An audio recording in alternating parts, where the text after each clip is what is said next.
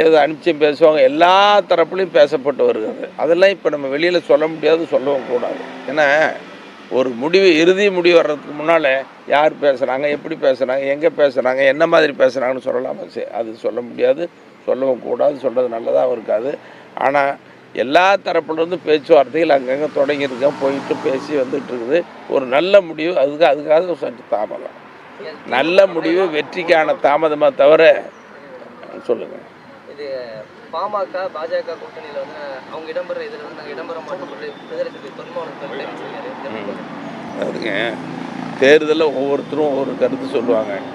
எது சொன்னாலும் இன்றைக்கி ஒரு கருத்து இருக்குது, நாளைக்கு ஒரு கருத்து இருக்குது, கூட்டணி சேரும்போது ஒரு கருத்து இருக்கும்.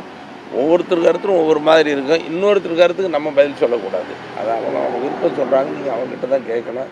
ஒருவர் சொன்ன கருத்துக்கு நான் பதில் சொல்லுவது அது சரியாக இருக்காது. ஏன்னா தேர்தல் நேரமாக இருக்குது. தேர்தல் நேரத்தில் யாரையும் முகம் சுழித்து பேசக்கூடாது, கடிஞ்சு பேசக்கூடாது, எதிர்ப்பாக பேசக்கூடாது. எல்லாருக்கிட்டையும் இணக்கமாக இருக்கிற சூழ்நிலை தான் ஜி.கே. மணி இது வரைக்கும் எப்படி இருந்திருக்கோம், இனி இப்போ அப்படி தான் இருப்பேன். ஐயா தலைமையில் இருக்கிற ஐயா கூட தான் உறுதியாக இருப்பேன். அதில் ஒன்றும் மாறுபட்டு கருத்து. திருமாவளவன் சமாதானப்படுத்தும் முயற்சியில் வந்து பாமக சார்ந்த ஈடுபட்டு அப்படி ஒன்றும் எனக்கு தெரியல. அது மாதிரி ஒன்றும் தெரியல. இல்லை, இது வரைக்கும் அது ஒன்றும் பேசலை, எனக்கு தெரியல. இது வரைக்கும் எந்த செய்தியும் இல்லை. இப்போ கடந்த காலங்களை போல பாமகவுக்கான அந்த தொகுதிகள் வந்து கிடைக்கும் அப்படின்னு நினைக்கிறீங்களா? அதில் எதுவும் இல்லை, பாமக வலிமையான சக்தி. நீங்கள் இப்போ பொறுத்த வரைக்கும் தமிழ்நாட்டில் தேர்தல் வரும், தேர்தலில் வெற்றி வாய்ப்பு இழப்பு மாறி மாறி இருக்கும். சில நேரங்களில் நாங்கள் பார்த்தீங்கன்னா ஒரு சட்டமன்ற உறுப்பினர் பெற்றோம், 4 சட்டமன்ற உறுப்பினர் பெற்றோம், 7 நாடாளுமன்ற உறுப்பினர் பெற்றோம். ஒரே நேரத்தில் மத்திய அமைச்சர்கள் எத்தனை பேர் பெற்றோம்? 20 சட்டமன்ற உறுப்பினர்கள், 18 சட்டமன்ற, இப்படிலாம் ஒரு வலிமையான கட்சி. தேர்தலில் அப்போ 20 சட்டமன்ற உறுப்பினர்கள் இருந்தாலும் வலிமையான கட்சி தான்.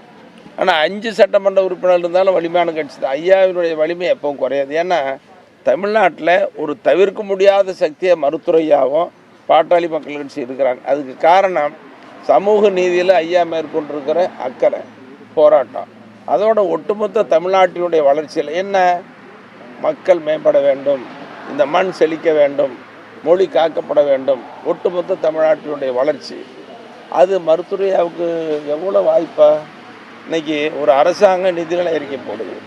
21 ஆண்டாக ஒரு வரைவு நிதிநிலை அறிக்கை டிராஃப்ட் படிச்சுட்டு ஐயா போடுறாருன்னா இப்போ தமிழ்நாட்டினுடைய வளர்ச்சியில் எப்படி அக்கறை கொண்டவர்?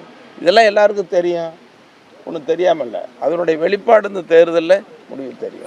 அதிமுக அந்த பாஜக அவங்களுடைய கூட்டணி கொள்கை இல்லை ஒரு கூட்டணி சொல்லிட்டு ஸ்டாலின் வந்து குற்றச்சாட்டு வச்சிருக்காரு.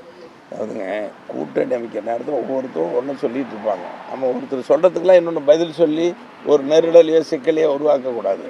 நம்ம எல்லாருக்கிட்டையும் இணக்கமாக இருக்கணும். தேர்தலில் வெற்றி பெறத்துக்கு உண்டான சூழலை உருவாக்கணும். அதுதான் நம்ம நோக்கமாக இருக்கணுமே தவிர அவங்கள அப்படி சொல்கிறது இவங்களை இப்படி சொல்கிறது அது நமக்கு நோக்கமாக இருக்கக்கூடாது, அப்படி சொல்லவும் கூடாது.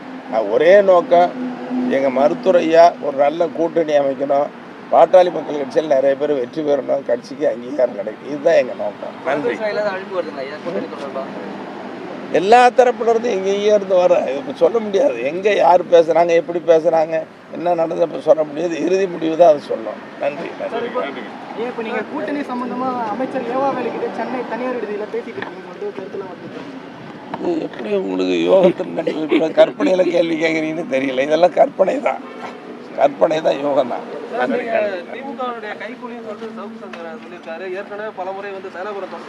அதாவதுங்க ஜி.கே. மணியை பொறுத்த வரைக்கும் அது தமிழ்நாட்டில் இருக்க எல்லா அரசியல் கட்சிகள், தமிழ்நாட்டில் எல்லா தரப்பு மக்களும் என்ன நானே சொல்லி கூட ஜி.கே. மணி ஒரு அமைதியானவன், ஒரு இணக்கமானவன் தான் சொல்லி பேசுவாங்க. எங்கள் கட்சியினுடைய கொள்கையில் எங்கள் மருத்துவரையாவினுடைய நிலைப்பாட்டை நான் உறுதியாக இருப்பேன். அதே நேரத்தில் எல்லாருக்கிட்டையும் இணக்கமாக இருப்பேன்.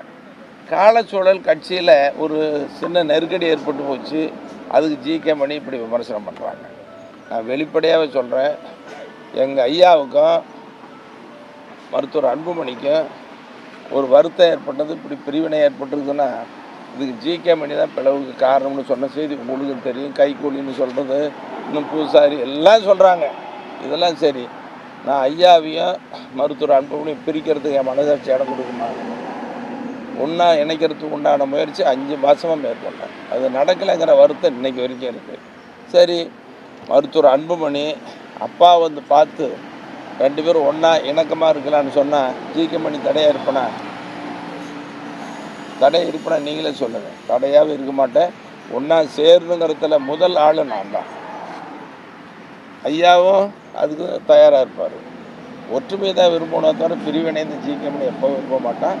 அதுக்காக இந்த கைக்கூலிகள் சொல்கிறது மோசம்.